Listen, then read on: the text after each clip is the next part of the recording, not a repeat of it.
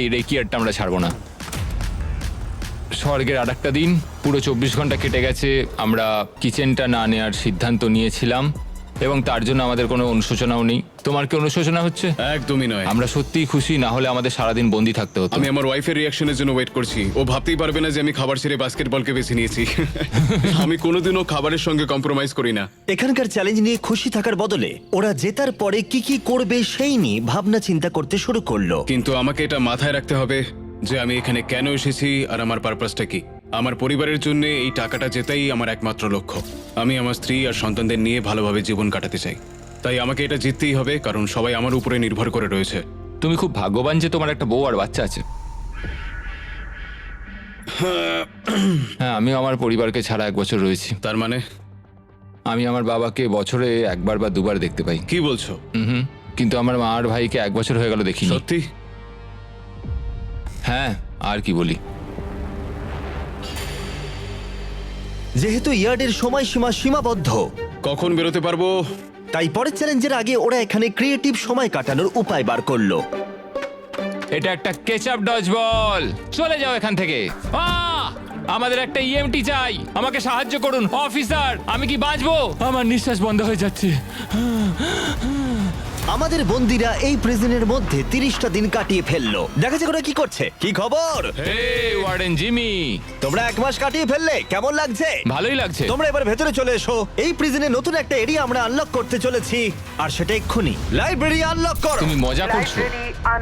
ও কি বলছো কি? হ্যাঁ সত্যি, এখানে প্রচুর বই রয়েছে। এখানে ম্যাগাজিন আরে রয়েছে। আরে একটু দাঁড়াও, একটা টুইস্ট আছে। এই লাইব্রেরির অ্যাক্সেস 100% ফ্রি, কিন্তু এই অ্যাক্সেস একজনই পাবে।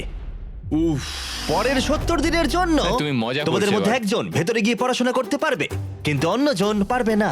ও প্রত্যেকদিন 1 ঘন্টা করে? আর বইও বাইরে আনা যাবে না? না, বাইরে আনা যাবে না, ওটা একেবারেই নিষিদ্ধ। আচ্ছা, কি কেমন ধরনের বই আছে এসো ভিতরে? এসে দেখে যাও, এখানে প্রচুর বই রয়েছে। এখানে বাইবেলও রয়েছে। এই দেখো, এই বইটাই আমাকে টিকে থাকতে সাহায্য করবে। আমার এইটারই দরকার ছিল। এই কম্পিউটারটা এখানে কিসের জন্য? তুমি ওটা রেখে দাও। ও। ও বই চুরি করবার চেষ্টা করছে। এটাতে টেট্রিস আর মাইন্ড সুইপার খেলা যাবে। এখানে আরো কিছু বই রয়েছে। ও ভাই, এটা কঠিন হবে। আমার কিচ্ছু বলার নেই। এবার তোমরা বাইরে এসো। আমি তোমাদের কয়েক ঘন্টা সময় দিচ্ছি একে অপরের সাথে কথা বলার জন্য। ভেবে ডিসিশন নিও। আমি এটা খুশি নই একদম। তোমরা কি বই পড়তে এতটাই ভালোবাসো? কখনো জেলে থেকেছো? না, কখনোই না।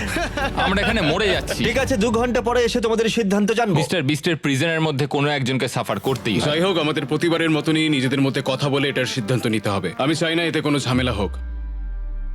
আমি যাবার পরে ইয়েন আর লেনি একে অপরকে এড়িয়ে যাচ্ছিল। কি করব এখন? আমার এই অফারটা ওদের কাছে যন্ত্রণাদায়ক ছিল। আমার চোখের সামনে লাইব্রেরি।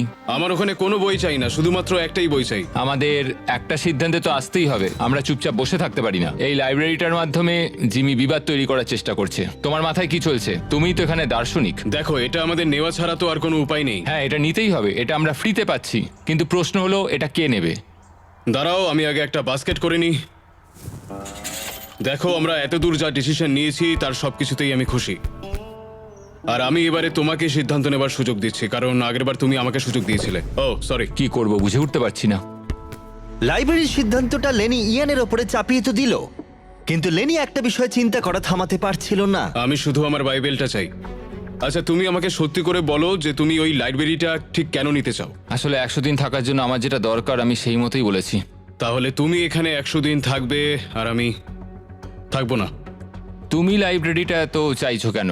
একমাত্র বাইবেল আমাকে বাকি 70 দিন এখানে টিকিয়ে রাখতে পারবে, সেই জন্য আমার লাইব্রেরি চাই। তো যেহেতু আমি ধার্মিক নই, সেটাই কি সমস্যার? ও না, এটা আমি একদমই বলিনি। আমার মনে হচ্ছে তুমি বিনা কারণেই এবার আমার ওপর চোটপাট শুরু করে দিয়েছো। তাহলে কাউকেই বই নিতে হবে না? তুমি যদি তাই চাও তাহলে তাই হোক, ঠিক আছে। হ্যাঁ, তাই হোক, কিন্তু পরে এটা নিয়ে তোমায় আফসোস করতে হতে পারে। সত্যি কথা বলতে পুরো ব্যাপারটা এবার হাস্যকর হয়ে উঠছে। দেখো, এবার তুমি কি করবে পুরোটাই তোমার বিষয়। আমার মনে হয় আমাদের ওয়ার্ডেনের সাহায্যের প্রয়োজন।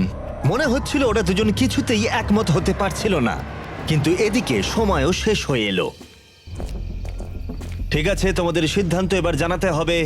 তাহলে তুমি নাকি তুমি আগামী 70 দিন প্রতিদিন 1 ঘন্টা করে লাইব্রেরি ব্যবহার করার সুযোগ পাবে। জিমি, সত্যি কথা বলতে মনে হচ্ছে আমি লাইব্রেরির এন্ট্রি পাবো। তুমি এতে রাজি? হ্যাঁ, তুমি ওকে সুযোগ দিচ্ছ?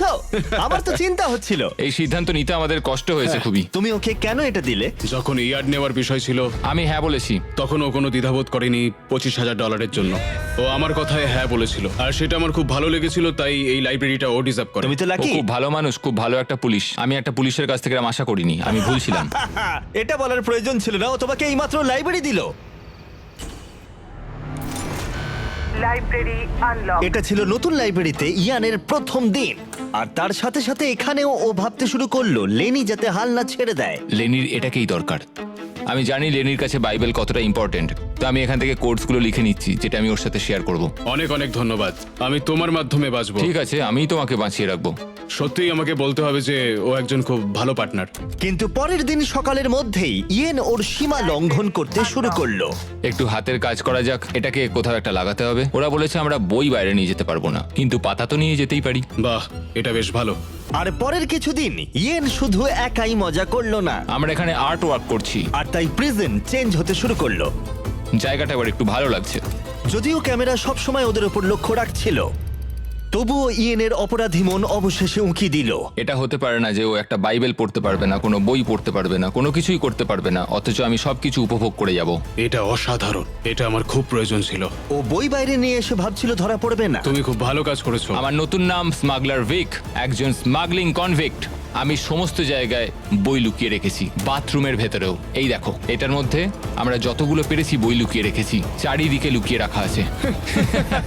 আজকে 40তম দিন। কেমন আছো তোমরা? একটা সারপ্রাইজ আছে, কিন্তু একবারে একজনই যেতে পারবে, তাই তোমরা ডিসাইড করো কে আগে যাবে। Rock paper scissor shoot. আমি হেরে গেলাম, ও যাবে। স্টোর আনলক হলো। আমরা আমাদের নতুন শপ খুলেছি। তুমি এর মধ্যে থেকে কি নিতে চাও? আমরা বন্দীদের সমস্ত কথাই ভালো করে শুনেছি, আর এই স্টোরে ওদের সমস্ত প্রয়োজনীয় জিনিস রেখে দিয়েছি। আর একটা মিস্ট্রি বক্সও রাখা হয়েছে যার মধ্যে যা খুশি থাকতে পারে, আর একটা হ্যান্ডবলও রাখা রয়েছে যার বাইরে দাম $1। কিন্তু এই প্রিজনে এখানে প্রত্যেকটা জিনিসেরই একই দাম, 10,000। হ্যান্ডবলের দাম $10,000। কিন্তু অবশ্যই ওরা যা নেবে সেই টাকাটা ওদের প্রাইজ মানি থেকে বাদ যাবে। আমি ভেবে নিয়েছি আমি কি নেব। কি? আমি নেব হচ্ছে মিস্ট্রি বক্স। $10,000। আমাদের দোকানে আবার এসো। আর যখন লেনি শুধুমাত্র মিস্ট্রি বক্স নিয়ে খুশি ছিল, তখন ইয়েনের অপরাধী মন আবার জেগে উঠলো। ও ওয়াও, এগুলো তো দারুণ। আমি যদি বেশি খরচ করে ফেলি লেনি রাগ করবে। আমার এখন একটু নার্ভাস লাগছে। এটা আমি 100% নিতে চলেছি, কারণ এটা আমার চাই। আমি জানি না যে ও ঠিক কি নেবে এখন। আমি কিচ্ছু বুঝতে পারছি না যে ও এখন কি করছে। 10,000 এটা খুব ভালো প্যাকেজ। বেশি কিছু কিনো না ভাই। আমার ওই মেলাটোনিনের ক্লিপারটাও চাই। আমরা এগুলো নিয়ে অনেকটাই মজা করব ভাই। কত খরচা করলে তুমি? 30,000, কিন্তু আমাদের কাছে ফেস্টিভ্যালস আছে। আর সত্যি কথা বলতে আমি এখন খুব খুশি। আমাদের কাছে ক্লিপার্স আছে, আমাদের কাছে স্লিপ মাস্ক আছে। আরে আমাদের এগুলো খুব একটা দরকার পড়তো না, আমরা এগুলো ছাড়াও থাকতে পারবো। শোনো, আমি অনেক টাকা খরচ করার জন্য জেলে গেছিলাম, তো আমি নিজেকে আটকাতে পারিনি। আমি সব জায়গায় ডলারের সাইন দেখতে তুমি পেয়েছিলাম। দেখবে না মিস্ট্রি বক্সে কি আছে? 20,000। দেখো, এ টাকা Okay. বাড়াচ্ছে। যাই হোক, এবার আমার একটুখানি ভালো লাগছে। এখন আমাদের এখানে সময় কাটানোর জন্য অনেক কিছু আর রয়েছে। যেহেতু এখন বন্দীদের কাছে ওদের পছন্দের জিনিস রয়েছে, তাই ওদের সময় কাটানো আরেকটু সহজ হলো।